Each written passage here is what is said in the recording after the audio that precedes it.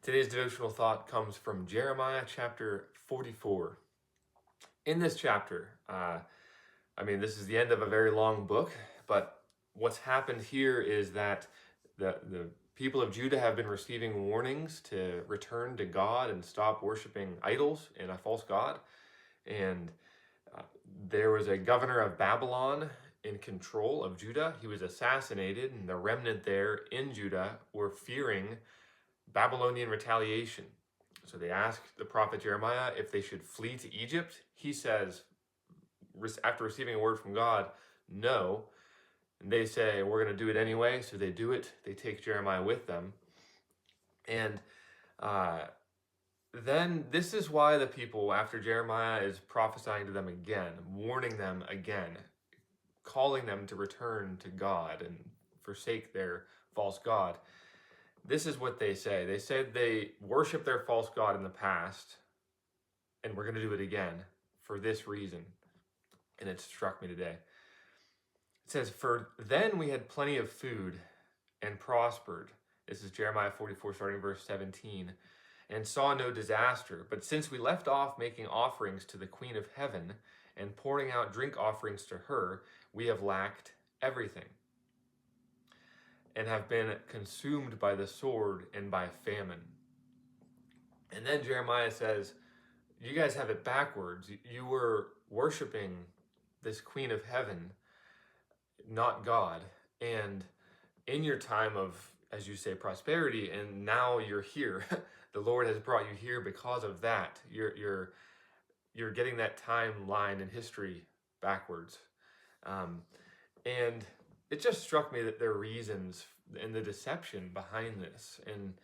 But the reasons for forsaking God, part of it is they're forgetting the history. They're not having faith in the Word of God, so they fled to Egypt. But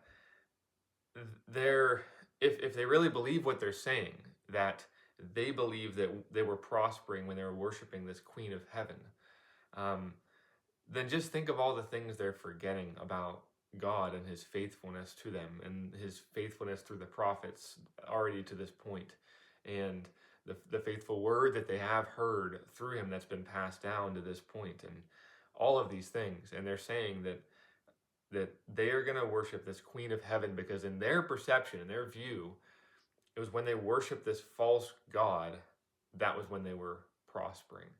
So kind of that motivation is what stuck out to me today. Just the idea of when times are bad, does that mean God is not good?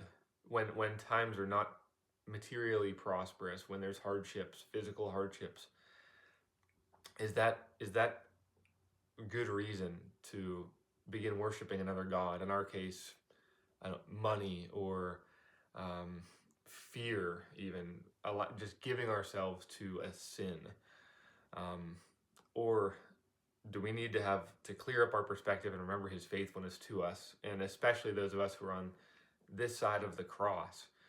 I always think of the Roman verse, how could he who did not hold back his son from us, how could he not give us anything less than Jesus, who is the greatest thing he could ever possibly give us? And so God has showed his ultimate faithfulness to us in Jesus. And that's what I want to stand on. I want to stand on his faithfulness in that regard, and not say, I was prospering here when I was abandoning God and going after this sin. Life was better. No, I want to base my life on truth, the truth that was exemplified and illustrated in Jesus Christ.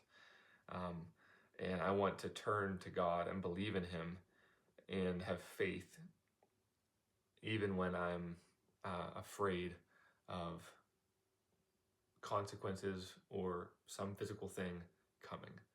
So, hope that makes sense, but still kind of working that out in my head. But anyways, have a great day.